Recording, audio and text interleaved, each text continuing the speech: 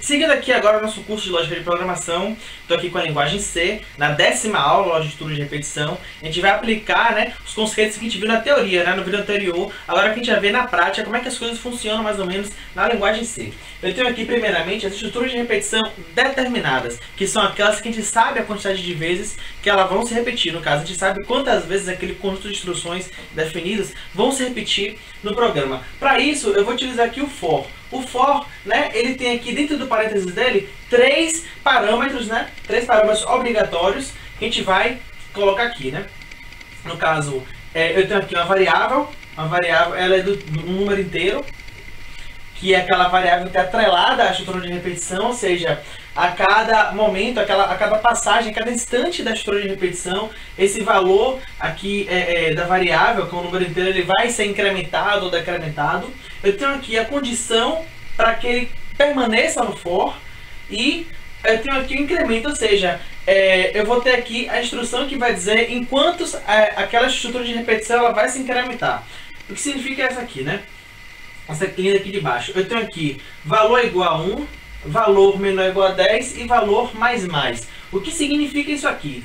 A variável valor, de nome valor, é o número inteiro, ou seja, ela recebeu aqui 1, então ela já começa a estrutura de repetição com o valor 1, e a condição para que ela se permaneça nessa estrutura de repetição é que ela seja menor ou igual a 10. Mas você não falou que a estrutura de repetição, no caso determinada, ela não está atrelada à condição? Na linguagem C é um pouquinho diferente, mas ela segue mais ou menos o conceito de que esse valor ele tem que ser incrementado. E o que significa valor mais mais? Significa que a cada fim da estrutura de repetição, esse valor ele vai ser incrementado em 1. Quando eu coloco aqui o valor mais mais, se ele tem 1, ele passa a ser 2. Se ele tem 2, ele passa a ser 3. Se ele tem 3, ele passa a ser 4 e assim sucessivamente. Quando esse valor chegar a 10, no final aqui ele vai ficar valor igual a 11. Quando ele chegar aqui a 11, ele não vai mais estar presente nesse estrutura de repetição. Logo, ela não vai mais ser executada e o programa ela vai ser, no caso, executado e assim por diante. A gente usa, após aqui a instrução aqui do for, a gente executa apenas um comando, a gente define aqui apenas um comando para ser executado. Caso a gente coloque mais de um, a gente delimita por chaves. Só que eu coloco chave sempre, ainda que seja um, Isso aqui basicamente aquelas regras que a gente viu nas estruturas condicionais. E aqui é um exemplo bem básico das estruturas de repetição, determinadas, o programa aqui completo na linguagem C. Eu tenho aqui a definição do meu número, que é o número inteiro, ou seja, int número. Eu tenho aqui o primeiro parâmetro, a definição do valor inicial da variável, número igual a 1. Depois eu tenho aqui, número menor ou igual a 10, ou seja, eu sei que ela vai de 1 até 10. E quando eu tenho aqui número mais mais, eu sei que ela vai incrementando de 1 em 1. E aí, o que ele faz aqui, nessa estrutura de repetição? Com a instrução, ou as instruções que eu tenho aqui para repetir na minha estrutura de repetição. Eu tenho aqui a impressão do valor. Eu tenho aqui o valor, dois pontos. Esse %d aqui, ele vai chamar aqui o valor da variável número, e ele vai descer uma linha, ou seja, ele vai colocar aqui, valor 2 pontos 1, desce uma linha, valor 2 pontos 2, desce uma linha, valor 2 pontos 3, desce uma linha, até que o valor seja 10, que é a faixa que eu defini aqui para a minha estrutura de repetição. E aí, eu também tenho aqui outro exemplo, que eu comecei de 4 e vou até o número menor do que 13. Ou seja, ele vai de 4 até 12. Por que ele não entra no 13? Porque eu não coloquei aqui menor ou igual, ou seja, ele vai até um número antes do 13. Aqui não, aqui ele engloba o 10 porque aqui eu tenho igual. E aqui é o resultado de cada um dos programas. Aqui ele vai de 1 a 10, porque ele vai de 1 até menor ou igual a 10. E aqui ele vai de 4 até menor do que 13, ele não engloba o 13. Já nesse exemplo aqui, eu tenho o uso de duas instruções numa estrutura de repetição. Ou seja, eu tenho aqui uma estrutura de repetição que começa com 16, vai até e inclui o 19, porque ou seja, eu tenho aqui menor ou igual a 19, e vai sendo incrementado de 1 em 1. E aí o que acontece? Eu tenho aqui, ele imprime o valor atual, ele vai imprimir aqui, e depois o dobro do valor atual. Ou seja, se eu tenho aqui 16, ele vai imprimir 32. Se eu tenho 17, ele vai imprimir 34. E essa repetição aqui, se eu tenho aqui 16 até 19, eu tenho 4 repetições, 16, 17, 18, 19. E aí como é que fica? Esse aqui é a saída na tela do que faria aquele programa. Esse aqui é o primeiro instante da repetição, esse aqui é o segundo instante, esse é o terceiro instante, esse é o quarto instante da repetição. Em cada instante a variável mudou, no caso ela variou, e aqui ela foi impressa de acordo com o que foi predefinido. Nesse exemplo aqui, eu tenho o encadeamento de estrutura de repetições, ou seja, eu posso sim colocar, né, uma estrutura de repetição dentro da outra. Eu defini aqui a variável num1 e a variável num2. Aqui eu coloquei que a estrutura de repetição ela vai de num1 igual a 1 até 3 e ela vai sempre incrementando de 1 em 1. E aqui também, ó, num2 ela vai de 4 até 6 e ela vai também incrementando de 1 em 1. O que é isso aqui? Isso aqui ele vai executar cada um desses instantes aqui dessa repetição e para cada um dos instantes desse ele vai repetir isso aqui. Ou seja, eu vou ter um instante que isso aqui vai ser 1 e aqui vai ser 4, depois 5, depois 6. Depois eu volto para cá, vou ter aqui 2, aqui vai ter 4, 5, 6 e depois eu vou ter 3 e vou ter 4, 5, 6. E o que ele vai imprimir para mim, né? Qual a instrução que eu tenho aqui para ser repetido, né? No caso, 9 vezes. Eu tenho aqui, se eu tenho 3 aqui, então 3 aqui, eu vou ser repetido 9 vezes. Eu tenho aqui, imprima aqui, ó, número x aqui simbolizando vezes, né? Número é igual a número, ou seja, no 1 vezes no 2 é igual no 1 vezes no 2. Ou seja, imprimir basicamente é o princípio de uma tabuada. Como é que fica? Fica assim. Eu tenho aqui, ó, o primeiro instante do num1, do caso da primeira estrutura de repetição, com a variável num1, eu tenho aqui o segundo instante e aqui o terceiro instante. E para cada um dos instantes, eu tenho aqui o primeiro instante do for, aqui que tem a variável num2, esse aqui é o segundo instante, esse é o terceiro instante.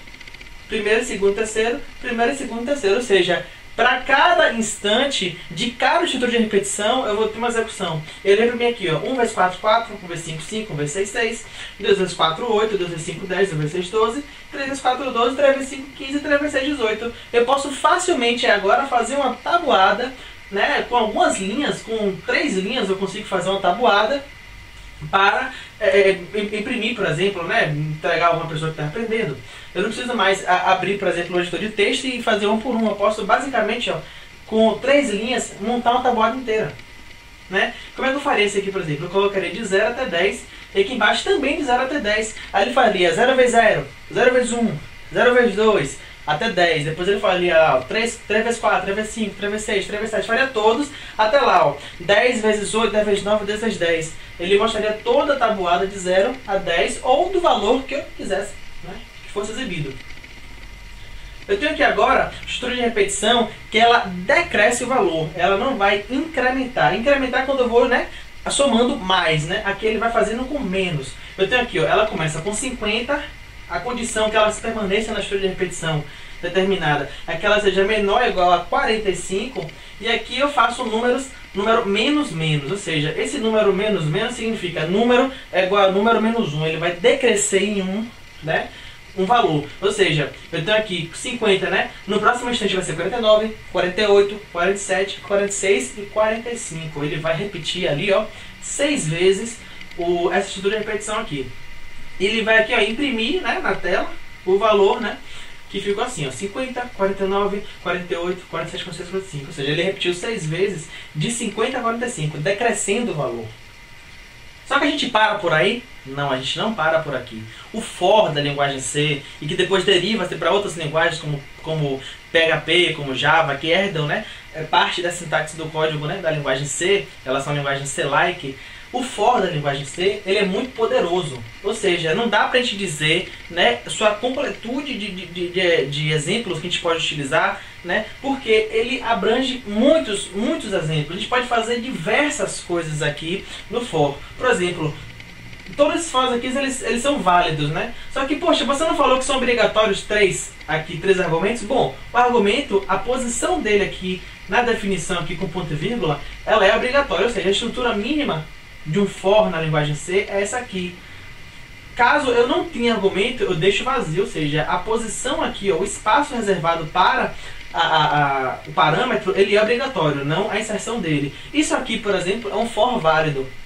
É um for que não tem início, não tem fim, no caso, não tem condição, de parada, né, no fim, e não tem aqui o incremento, ou seja, ele funciona como uma estrutura indeterminada, ou seja, isso aqui é equivalente a um while, só que eu não tenho aqui um ponto de parada. Um ponto de parada seria manualmente com a instrução break. O break, ele quebra o for, ele sai do for.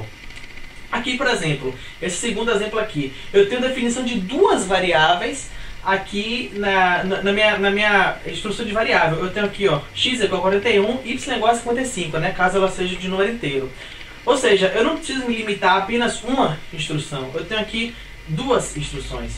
Eu também tenho aqui duas condições, né? X tem que ser maior que 12 e Y tem que ser diferente de 30. Enquanto isso aqui, os dois acontecerem, né? Os dois tem que estar acontecendo, não pode ser nenhum, nem só outro, nem nenhum dos dois, tem que ser os dois acontecendo. Ele vai se manter na história de repetição. E aqui eu posso colocar aqui, ó, x++ e y menos menos, ou seja, x vai ser acrescido em 1, enquanto que y vai ser decrescido em 1. E aqui eu coloco uma coisa de instruções. Ou seja, isso aqui também é um for válido. Esse aqui, por exemplo, eu defino que a variável, né, i começa com igual a 0, ou seja, i é igual a 0, não tem fim. E esse i mais 5 significa que ela vai ser acrescida em 5. Ela não vai mais ser incrementada de 1 em 1, como a gente viu até agora. Isso aqui, por exemplo, ele imprime todos os múltiplos de 5. Começando de 0. 0, né? No caso, se colocasse aqui o comando de impressão, ele imprimiria 0, depois 5, 10, 15, 20, 25, 30 e assim sucessivamente, né? E aqui eu tenho, por exemplo, eu posso não começar com nenhuma instrução, permaneço nessa estrutura de repetição enquanto o valor 1, né, no caso, for falso, ou seja, tem o que? Exclamação. Isso aqui é uma simbolização de um valor lógico, de um dado lógico. Enquanto valor 1 for falso e valor 2 for verdadeiro, ou seja, se isso aqui for igual a 0, se aqui for diferente de 0, ele vai permanecer. Ou seja, existem diversas formas, inclusive coisa que eu não coloquei aqui, inclusive coisa que eu nem sei, né? É muito difícil você saber todas as aplicações do for na linguagem C. É muito difícil, mas dá para estudar. Mas assim, para o nosso âmbito aqui de aprendizado, a gente não vai pegar todas as formas mais complexas. Mas fica aí a dica para quem queira estudar, para quem queira se aprimorar um pouco mais nessa parte. É muito interessante porque é muito poderoso aqui o for na linguagem C. E agora eu tenho aqui a estrutura de repetição indeterminadas, ou seja, aquelas que a gente não sabe quando ela vai parar, né? No caso, a gente sabe somente pela condição. Assim que a condição deixar de ser aceita, ela vai parar a estrutura de repetição, mas a gente não sabe assim, a quantidade de vezes que ela vai ser repetida. Ela pode ser repetida nenhuma, assim como pode ser repetida eternamente, né? E aqui a gente usa o while. O while significa enquanto em inglês. A gente pode colocar uma condição ou mais de uma. A gente pode utilizar quantas condições a gente quiser, né? Desde que, para ele se manter nesse while, todas elas têm que ser verdadeiras. E aqui um exemplo, né, de condição. Enquanto o valor for menor que 20, ele vai executar um determinado número de instruções. Mais uma vez, né, como estrutura condicional, eu vou ter aqui apenas uma instrução, mas se eu colocar aqui as chaves, eu posso colocar mais de uma instrução. Só que por uma boa prática de programação, eu, por exemplo, adoto ela, eu coloco chaves sempre. Aqui um exemplo básico de estrutura de repetição, né? Onde eu tenho aqui, ó, número é igual a 1, ou seja, declarei aqui número igual a 1, a variável de nome número. Essa variável, enquanto ela for menor ou igual a 5, ela vai imprimir aqui o valor de número. E o que será que vai acontecer? Será que eu tenho aqui um loop infinito? Acho que sim, né? Por quê? Porque esse valor aqui, número, ele não é modificado ao longo da estrutura de repetição. Ou seja, esse valor aqui, ele nunca será trocado. Se ele nunca for trocado, ele sempre vai ser menor ou igual a 5. Porque ele foi 1, né? 1 não é menor ou igual a 5. Então, não há possibilidade de saída aqui nessa estrutura de repetição. Logo, estamos em um loop infinito. Como é que eu corrijo isso aqui? Simples. Coloco aqui a chave, né? Para colocar mais de uma instrução. E coloco número mais. Ou seja, números mais significa o quê? Número é igual a número mais 1. Ou seja, eu acresço 1 no valor dele. E aí eu tenho aqui o quê? Eu tenho aqui número igual a 1. Entrou na estrutura de repetição. Ele imprime, né? Valor igual a 1. Depois ele vem para cá, passa a ser 2 e volta para cá. 2 é menor ou igual a 5? É. Então o que eu faço? Eu imprimo 2. Acresce aqui agora 3 e volto para cá. 3 é menor ou igual a 5? É. imprimo 3, e assim até 4, 5, né? Quando chega aqui que 5 mais der 6, o que acontece? Eu coloco aqui 6 é menor ou igual a 5? Não, 6 é maior do que 5. Logo, ele vem aqui, ó, para fora da estrutura de repetição e continua o programa. E aqui simbolizando aqui os dois programas, né? Como se fosse na tela. O que acontece? Eu tenho aqui o valor do primeiro programa, né? Que é aquele loop infinito. Ele é eternamente sendo executado. Ele não vai parar nunca. Enquanto que aqui não. Aqui eu vou acrescendo o valor. E assim, a partir do momento que ele for 6, ele já sai da estrutura de repetição e não imprime. Aqui eu tenho um exemplo de estrutura de repetição determinadas com entrada, né, lá no seu conjunto de instruções. Eu tenho aqui, ó, digite o número, né?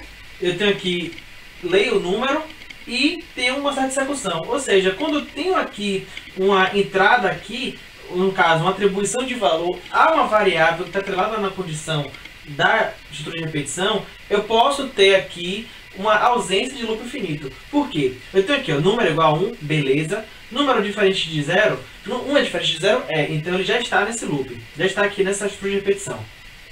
Faça aqui a leitura. 3, por exemplo, né? 3 é diferente de 0? É. E aí acontece, ó, o que ele vai imprimir para mim? Eu tenho aqui, ó, 3, né, no caso, né, número ao quadrado é igual a outro número. Número vezes número, 3 ao quadrado, 3 vezes 3, 9. Ou seja, se eu tenho aqui uma mudança dessa variável número, que está na minha condição da estrutura de repetição, eu posso dar uma possibilidade dela ser 0, que é justamente a condição de saída, né? A condição que vai dar a possibilidade de sair da estrutura de repetição. E aí eu tenho aqui, por exemplo, 5, eu coloquei aqui 5, né? Digite o número, 5, ele leu aqui 5, variável número agora armazena o valor 5, imprime aqui, ó, número, 5 ao quadrado, número vezes número, né? 25. A partir do momento que eu colocar 0, ele vai aqui, ó, número igual a 0, então o número não é diferente de 0, ele não vai imprimir isso aqui.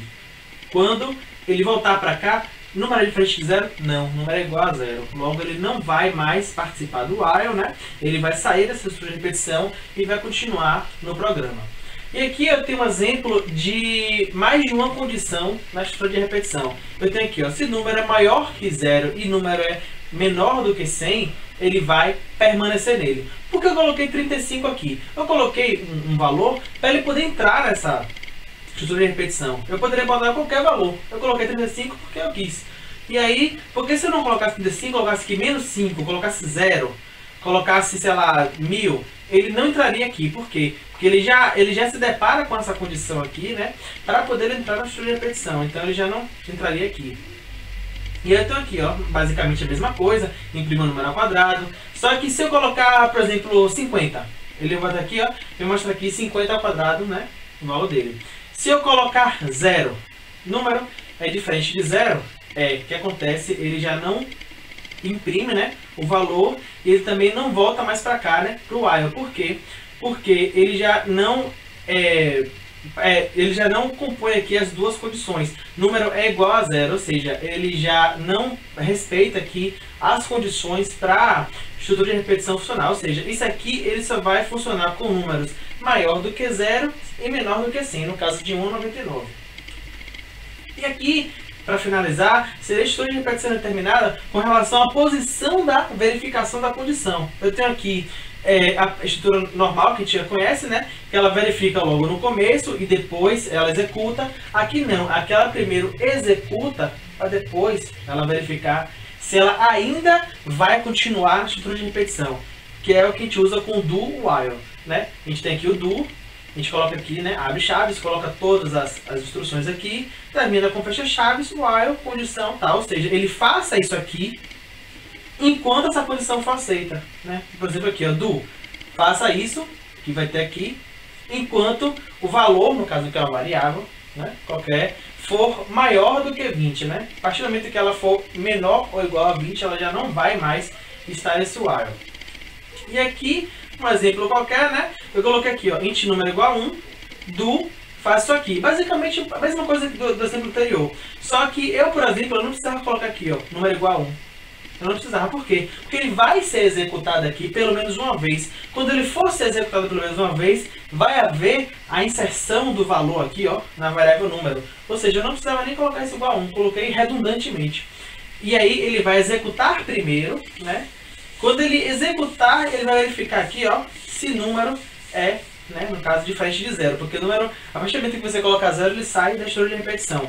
Se ele não é, no caso, se ele é diferente de zero, se ele não é igual a zero, ele volta para cá e faz de novo. Ou seja, é apenas a ordem da verificação da condição que muda. Uma coisa é você verificar em cima, no caso no começo, outra coisa é você verificar embaixo, no fim da estrutura de repetição.